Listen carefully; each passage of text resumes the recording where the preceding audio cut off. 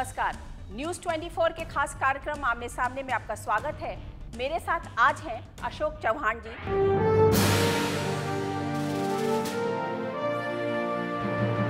अशोक चौहान मराठा सियासत के मॉडर्न सिपाही, विरासत में मिली राजनीति से बेपरवाह आधुनिक विचारों के पैरोकार।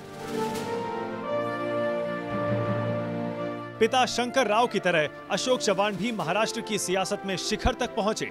साल 2011 में अशोक चौहान बुलंदी पर थे, महाराष्ट्र के मुख्यमंत्री और नए मराठा छत्रप। तभी महाराष्ट्र में सामने आया आदर्श घोटाला। मुख्यमंत्री पर शहीदों की सोसाइटी में अपने रिश्तेदारों को फ्लैट बांटने के आरोप लगे। साफ सुथरी सियासी छवि वाले मुख्यमंत्री की साख दांव पर थी।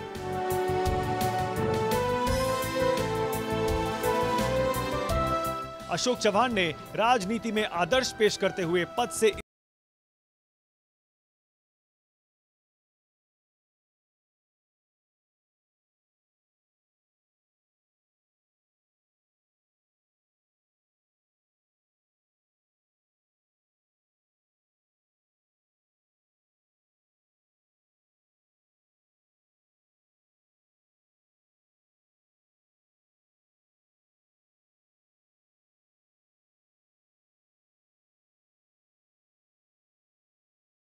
राष्ट्र की राजनीति में एक बार फिर जोरदार वापसी करने को बेकरार हैं अशोक चौहान। आज आमने सामने में राजनीति और निजी जिंदगी से जुड़े सवालों के साथ Ashok Chauhan. Welcome to the show.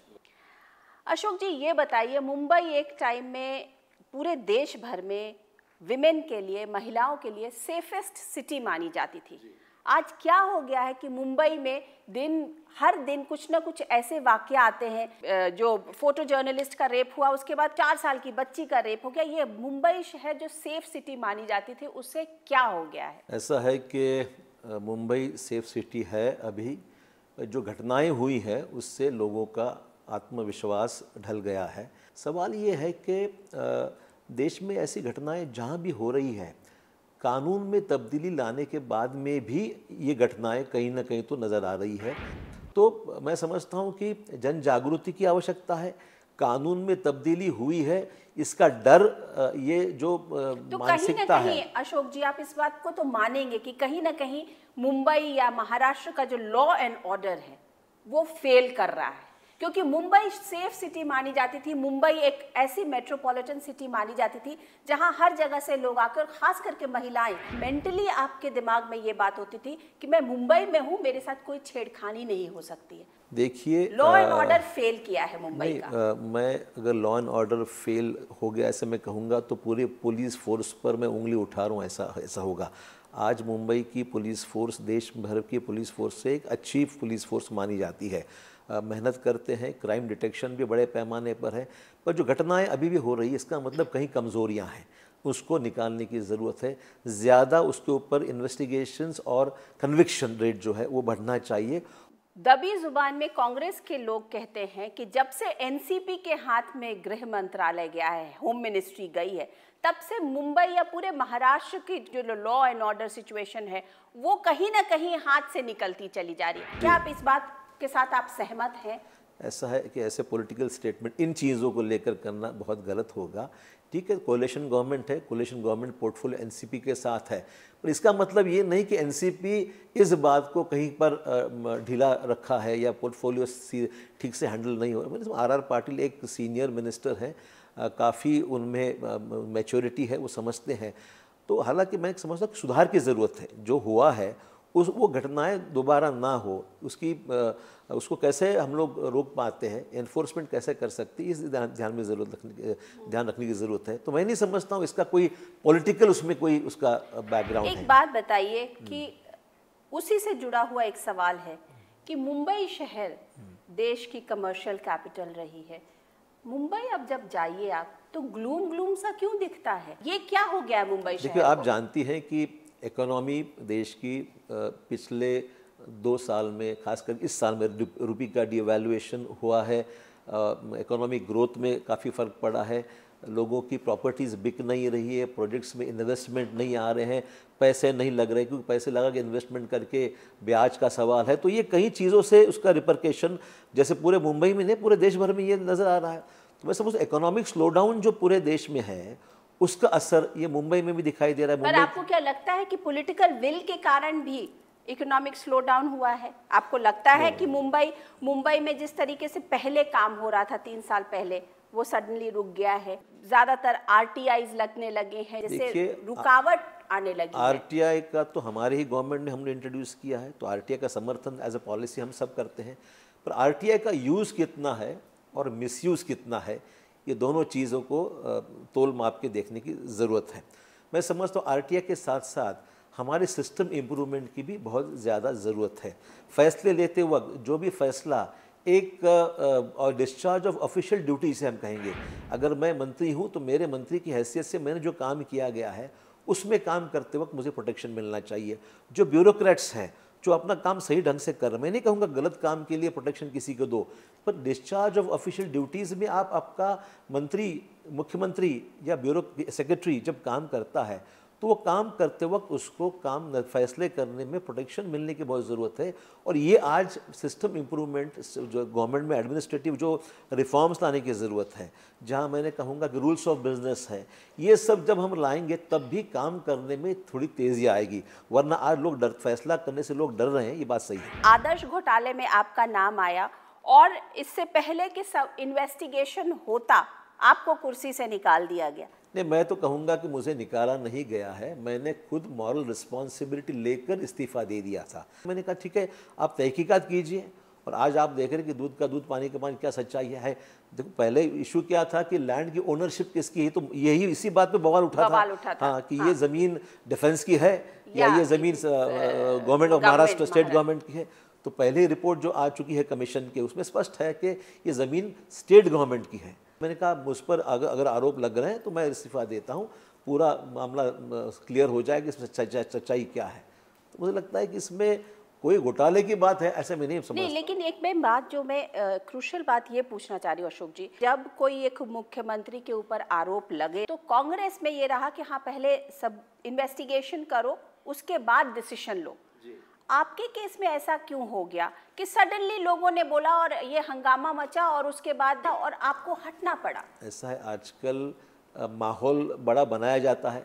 किसी मुख्यमंत्री को निकालना है, किसी मंत्री को निकालना है, तो पहले माहौल बनाया जाता है और उस माहौल के बनाने के बाद में उसको हटाने के लिए प्रेशर बनाया जाता है। जनरल एक माहौल बनाया गया था जिसका परिणाम हुआ। जो दाग आपके ऊपर लगाया गया उस वक्त में और जिसके कारण आपने मॉरल रिस्पॉन्सिबिलिटी के कारण जो आपने इस्तीफा दिया, वो दाग तो अब आपके साथ आजीवन लग गया ना? नहीं, मैं नहीं समझता हूँ कि कोई चीज़ आजीवन। ऐसा है कि उसमें जब सच्चाई सामने आई, अब तो देखिए हर ये मैटर सब जुडिस है, उसलिए मैं ज़्यादा उस पर कोई भाष्य करना इसलिए ठीक नहीं समझता हूँ कि मेरे हर जवाब का कहीं ना कहीं इस्तेमाल गलत तरीके से नहीं होना चाहिए, मेरी अपेक्षा है। तो मैटर सब जुडिस है, तो सच्चाई आई जाएगी सामने। तो I am not worried about that कि कुछ गलत किया ही नहीं है, तो उसके लिए फिर। लेकिन उस वक्त में आपको लगता होगा ना कि लोग जो हैं आपके ऊपर ऐसे इल्ज़ाम लगा दिए, जैसे कारगिल की विधवाओं के लिए जो फ्लैट्स थे उसको अशोक चौहान ने अपने परिवार वालों को दे दिया। देख लीजिए, पहली बात है कि मैंने किसी को कुछ फ्लैट देने का सवाल ही नहीं उठता, तो ये तो सोसाइटी का अधिकार है, किसको उन्होंने देना नहीं। मैंने किसी के लिए सिफारिश भी नहीं की थी, न तो किसी के लिए मैंने कहा था।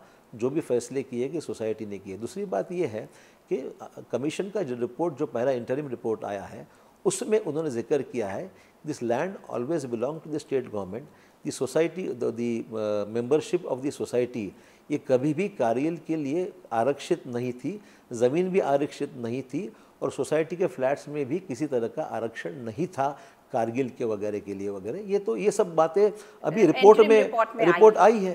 तो मैं समझता हूँ इससे तो काफ़ी चीज़ें स्पष्ट हो गई। लेकिन जिस तरीके से माहौल बना था वो माहौल अब तो उसके ऊपर नहीं बन रहा है ना। आज तो रोज़ माहौल बनाया जा रहा है, एक रोज़ नई कहानी, नई स्टोरी और पब्लिक परसेप्शन। आज का हर चीज़ परसेप्शन पे चलती है ना, आदमी क्या सच करता है इससे ज़्यादा वो क्या दिखता है उसके ऊपर व्यक्ति पर आलोचना की जाती है, उसके ऊपर एक ब्लेम गेम शुरू हो जाता है। तो मैं समझता हूँ इससे हटकर रियलिटी को बताना बहुत ज़रूरी है। और मैं समझता हूँ कुछ सेक्शंस हैं ऐसे कि जो एक अलग तरीके से हाइप करते हर चीज़ को। खैर वो ठीक है, उसकी उस हद तक थोड़ा बहुत नुकसान होता है, पर जनरली सच्चाई तो बाद में सामने आ ही जाती है। एक टाइम में अशोक चौहान मुंबई के या महाराष्ट्र के दबंग नेताओं में से थे, 3 साल हो गया, 3 साल से आप जिसे कहते हैं वनवास में हैं। नहीं मैं क्या बाउंस बैक करेंगे अशोक चौहान? ऐसा है, ये तो वक्त ही बताएगा कि आने वाले समय में क्या होगा। वक्त का किसी ने कुछ देखा नहीं है। सवाल ये है कि मैंने 2.5-3 सालों में जितने चुनाव थे महाराष्ट्र में, जहाँ मुझे बुलाया गया मैं गया, जहाँ तक मेरी खुद की कॉन्स्टिट्यूंसी है या नई डिस्ट्रिक्ट है, पूरे रिजल्ट्स मेरे पार्टी के फेवर में आए। हमारी कॉरपोरेशन का चुनाव हम जीते, पूरी मेजॉरिटी से जीते, कांग्रेस पूरी मेजॉरिटी के साथ मेरे डिस्ट्रिक्ट में आई। लोकल बॉडीज़ के पूरे इलेक्शन हम हमारे डिस्ट्रिक्ट में जीते। तो लोग साथ में हैं, अच्छा काम करेंगे लोग साथ में रहेंगे। और स्टेट में भी जहाँ जहाँ मुझे कुछ बुलाया गया, पार्टी फंक्शंस में ज़रूर जाता हूँ, पार्टी वर्कर्स से मिलता हूँ, तो मेरा तो काम चल ही रहा है। हाँ, इतना है थोड़ा आपके कैमरा के आउट ऑफ फोकस हूँ, इतना मैं समझ सकता हूँ कि फोकस तो उसी पर रहता है जो कुर्सी पर रहता है। तो स्वाभाविक है, कुर्सी पर नहीं तो फोकस शायद मेरे पर नहीं होगा, और अच्छा है नहीं है तो अच्छा है। क्यों? आपको लगता है कि ये फोकस आपके लिए बहुत भारी महंगा नहीं, पड़ा? कभी कभी ज़्यादा फोकस में रहने ये नुकसान हो जाता है। ये बताइए कि अगर इंटरिम रिपोर्ट आ गई है तो फिर पार्टी में आपका रिहैबिलिटेशन क्यों नहीं हो रहा है? ऐसा है कि मैं पार्टी का वर्कर हूँ। सबसे पहले मेरी शुरुआत मैंने यूथ कांग्रेस से की है मेरे डिस्ट्रिक्ट से, और वहाँ से निकल तक मैं राज्य के मुख्यमंत्री पद पर पहुँचा हूँ। अलग अलग मंत्रालयों में काम किया, पार्टी के ऑर्गन संगठन में भी मैंने काम किया। तो आज भी मैं पार्टी के वर्कर की हैसियत से ही काम, भले मैं विधायक हूँ पर पार्टी के वर्कर की हैसियत से मैं आज काम करता हूँ। तो मेरे बारे में जो भी फ्यूचर सोचना है वो पार्टी को सोचना है। जो पार्टी समझती है कि मैं ऐसे ठीक हूँ तो मुझे कोई हर्ज नहीं है, पार्टी समझती है कि मेरा उपयोग और कहीं करना चाहिए, तो पूरा फैसला ये पार्टी हाईकमांड पे छोड़ता हूँ कि जो वो ठीक समझे मेरे लिए। मैं तो काम, जहाँ भी मुझे काम दिया जाता है या नहीं भी दिया जाता है, मैं काम पार्टी की हैसियत, वर्कर की हैसियत से करता रहूँ। लोग कहते हैं कि मुख्यमंत्री जो पृथ्वीराज चौहान है वो एक ब्यूरोक्रेट ज्यादा है और पॉलिटिशियन कम है, क्योंकि डिसीजन मेकिंग में वो बहुत घबराते हैं। वो हर डिसीजन को बोल देते हैं ठीक है ना, not taking a decision is also a decision. इस तरीके की बातें क्यों उभर के आ रही हैं? महाराष्ट्र जो कांग्रेस का एक गढ़ माना जाता था, आज क्यों चीजें छितर बितर हो रही हैं? ऐसा है कि जब आप फैसले करते हो तो बहुत गाड़ी जोर से चल रही है, तेज़ी से चल रहे हो।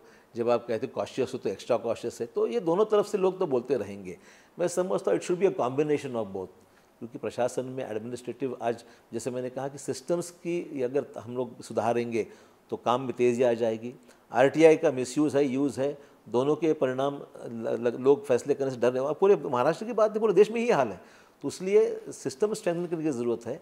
और जहाँ तक मैं जानता हूँ कि मुख्यमंत्री जी अनुभवी है, दिल्ली रह चुके हैं, दिल्ली का माहौल उन्होंने देखा हुआ है, तो कॉशियस है। नेचुरली आज के माहौल में आदमी को कॉशियस रहना पड़ता है। He is taking cautious about that, इतना ही मैं कहूँ। आप कॉशियस हो सकते हो, लेकिन उसके कारण डेवलपमेंट नेग्लेक्ट किया जाए, उसके कारण आप ग्रोथ के ऊपर ध्यान ना दो, उसके कारण आप डिसीजन मेकिंग को बैक सीट पे डाल दो, ये सही है? ऐसा है कि आज कोई व्यक्तिगत काम करने के लिए कोई लिमिटेशंस आ गई है। ऐसा है कि वर्कर आता है, लोग आते हैं मिलने के लिए, ज़्यादातर व्यक्तिगत तौर पर उनके कुछ ना कुछ काम रहते हैं। ठीक है, उसमें भी करना कोई गलत नहीं है। जो आदमी उसका काम नहीं होता है तो आपके पास आता है, पर व्यक्तिगत काम हम किस हद तक कर सकते हैं उसकी ये कोई मर्यादा है। आज के बदले हुए माहौल में हर चीज़ को कोर्ट कचहरी का सामना करना पड़ता है। कोई भी आज किसी के पक्ष में कोई फैसला करो तो एवरी डिसीजन माइक्रोस्कोपिक तरीके से उसको देखा जाता है कि ये कहाँ तक सही हुआ है, गलत हुआ है। तो उसमें कई लिमिटेशंस आ गई कि हम किस हद तक मदद कर सकते हैं। मैं समझता हूँ ज़्यादातर अगर वो पॉलिसी, उनका ध्यान है पॉलिसी मैटर्स में ध्यान देते हैं। कोई प्रोजेक्ट, देखो हर चीज़ में अगर माइक्रोस्कोपिकली देखा जाए तो 100% कोई भी प्रोजेक्ट, कोई 100% कंप्लायंस करने वाला तो कहीं पर देश में आपको कहीं पर नहीं, कहीं ना कहीं नुक्स निकलता ही है। तो कानून में बदलाव लाकर फास्ट ट्रैक कैसे किया जाए, इस पे ध्यान देने की ज़रूरत है। उससे मैंने कहा कि बदलते हुए माहौल में एडमिनिस्ट्रेटिव रिफॉर्म्स लाकर इसकी तेज़ी कैसे बढ़ाई जाए डिसीजन मेकिंग की, इसको देखने की आवश्यकता है, ये ज़रूरत है आज की। अच्छा, आज 10वां साल कांग्रेस और एनसीपी गठबंधन का होने वाला है। आप क्या समझते हैं कि आने वाले समय में कांग्रेस और एनसीपी का एक गठबंधन रहेगा कि नहीं रहेगा? क्योंकि एनसीपी सडनली बहुत ज़्यादा प्रोएक्टिव हो गई है। मैं समझता हूं कि पवार साहब ने भी इस क्लियर कर दिया कि हम कांग्रेस के साथ ही गठबंधन करेंगे। उन्होंने पहले से ही बयान ओपनली दे दिया। तो मैं समझता हूँ ये इशू तो अभी ख़त्म हो चुका है और इसलिए कांग्रेस एनसीपी का गठबंधन होना लगभग तय है। सीट शेयरिंग का भी मामला मुझे लगता नहीं ऐसी कोई खास बात। लेकिन इस बार पवार साहब और एनसीपी बड़े भाई की भूमिका निभाने के चक्कर में है कि वो लोग बड़े भाई बने और कांग्रेस जो वो छोटे भाई की भूमिका में मैं समझता हूँ कांग्रेस एक नेशनल पार्टी है, तो स्वाभाविक है, मैं समझता हूँ कि हमारा स्कोर पिछली बार अच्छा रहा, लोकसभा में भी महाराष्ट्र से अच्छा रहा, विधानसभा में भी अच्छा रहा। जब मैं था मैंने पूरी पार्टी की जो आइडियोलॉजी को लेकर पूरा मेहनत, हालांकि उसका सब श्रेय मैं समझता हूँ हमारे नेता सोनिया जी गांधी, राहुल गांधी, वो भी पूरे महाराष्ट्र में आके कैंपेन किए, हमारे सभी पार्टी के सीनियर लीडर्स का। So it's a joint effort under the leadership of the party president. पर रिजल्ट्स महाराष्ट्र ने अच्छे दिए। मुझे उम्मीद है आने वाले चुनाव जो लोकसभा और होगा विधानसभा, उसमें निश्चित तौर पर रिजल्ट हमारा बेहतर रहेगा और एनसीपी से ज़्यादा हम सीट ला पाएंगे, ऐसा मुझे उम्मीद है। ये बताइए कि मन से मतलब राज ठाकरे की पार्टी जो है एक बड़ी दबंग सी पार्टी होकर के महाराष्ट्र में ऊपर आई है। कहते हैं कि कांग्रेस और राज ठाकरे या शरद पवार कांग्रेस एक साथ और राज ठाकरे सबकी थोड़ी मिली भगत है। आप लोग की आपस में कुछ अंडरस्टैंडिंग है क्या? नहीं, नॉट एट ऑल। ये तो देखो ऐसा है कि ये बातें सिस्टमैटिकली प्रोजेक्ट की जाती है या ये गॉसिप किया जाता है कि हमारा कोई आपस में तालमेल, बिल्कुल नहीं है, कोई सवाल ही उठता नहीं है।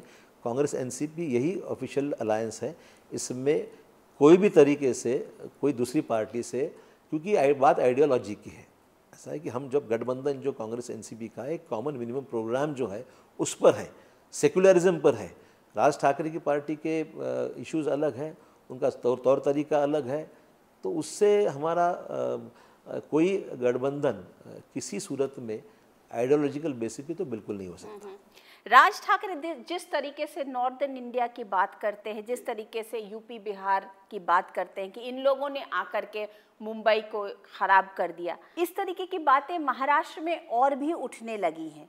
आपको क्या लगता है कि इसमें कुछ तथ्य है? देखिए, राजनीतिक फायदे के लिए इन चीज़ों का इस्तेमाल करना ये कहाँ तक ठीक है?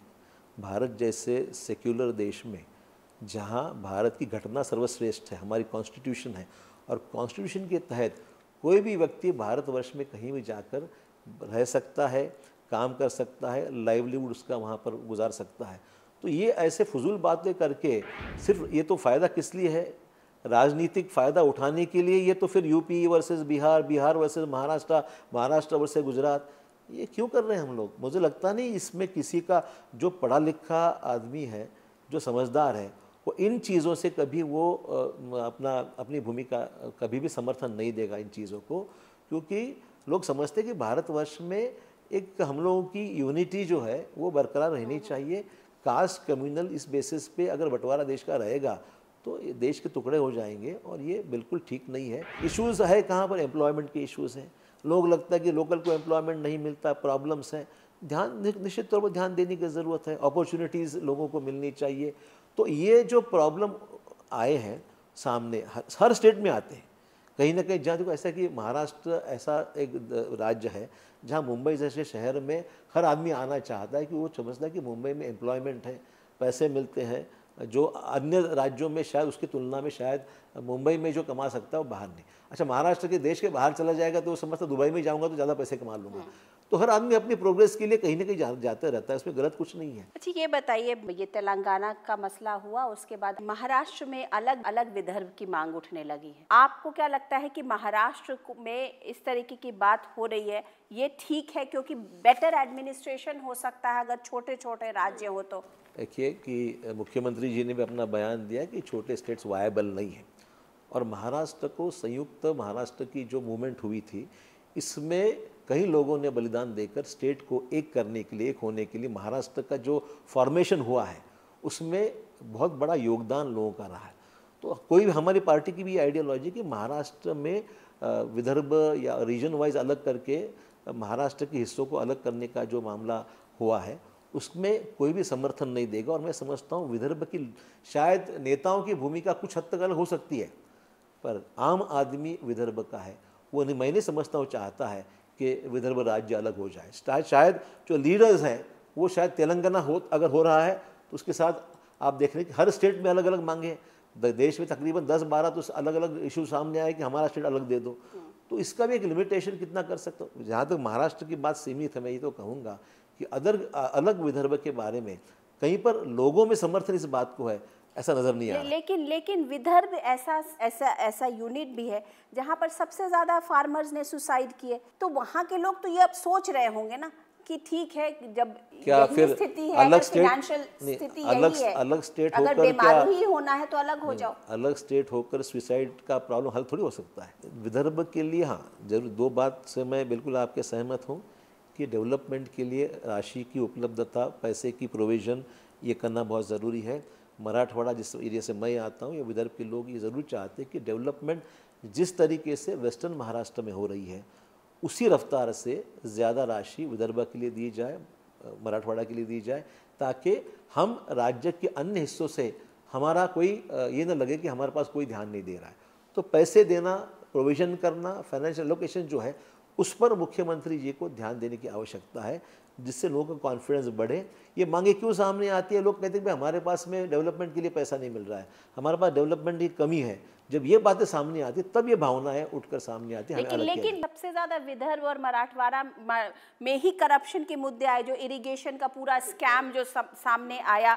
मुझे लगता नहीं कि करप्शन का इशू ये कोई विदर्भ और मराठवाड़े के लिए सीमित है या पूरे महाराष्ट्र की, पूरे देश का इशू है। पैसा तो एलोकेट किया गया, अब अगर वो गायब हो गया पैसा तो क्या किया जाए? तो गायब किया करने वाले पर आप कार्रवाई कीजिए ना। पैसे लेने वाले कौन है, देने वाले कौन है, करने वाले कौन है, उसकी तहकीकात करो, इसमें कोई शिकायत नहीं है। हमारा यही कहना है कि डेवलपमेंट के इश्यूज़ पर ये दोनों रीजन्स को, और कोंकण रीजन भी है वहाँ पर भी ज़्यादा राशि देने की आवश्यकता है, तो लोगों का कॉन्फिडेंस बढ़ेगा कि नहीं हमारे ऊपर भी उतना ही ध्यान है जितना ध्यान अन्य हिस्सों में है। आपने कहा कि आपका राजनीतिक सफ़र जो है जिसे 360 डिग्री का टर्न लेके आपने यूथ कांग्रेस के वर्कर के रूप में शुरू की थी और आप आज नॉर्मल वर्कर की हैसियत में है। अब आपको क्या लगता है कि आपका पॉलिटिकल ग्राफ कितनी जल्दी चढ़ने वाला है, क्योंकि ग्रह नक्षत्र भी होंगे तो वो 2-3 साल निकल गए तो बार बार यही सवाल पूछ रही है, और मैं इसमें कोई खास जवाब इसलिए दे नहीं सकता हूँ कि मैं कोई एस्ट्रोलॉजर नहीं हूँ कि मैं हाथ की रेखाएं देखकर कह सकता हूँ कि आने वाले समय में अच्छा ही उम्मीद करता हूँ। जब अच्छा काम करेंगे तो अच्छा ही होगा। अगर आपका PR स्किल ठीक होता तो आपसे इस्तीफा नहीं लिया जाता। आपकी इमेज वैसी बनी नहीं, आप जिस तरीके से और चीफ मिनिस्टर्स दिल्ली में हाई कमान के साथ अपना PR स्किल रखते हैं। मुझे ये PR क्या होता यही समझ नहीं आता है, क्योंकि मैं तो नॉर्मल व्यक्ति हूँ और नॉर्मल रहता हूँ तभी मुझे ठीक लगता है। जब ज़्यादा कोई PR के चक्कर में जाओ सफोकेशन बड़ा हो जाता है कि आदमी कोई एबनॉर्मल तरीके से अपने आप को प्रोजेक्ट करने की बात करता। मैंने कभी ऐसा किया नहीं और ज़रूरत भी नहीं मुझे लगती है। अपना काम ठीक करो और जो काम किया है उसको ठीक से प्रेजेंट करो, यही मैंने कोशिश की है। PR के चक्कर में अभी तक तो नहीं गया हूँ, आपसे सीख लूँगा कुछ PR की बात होगी तो।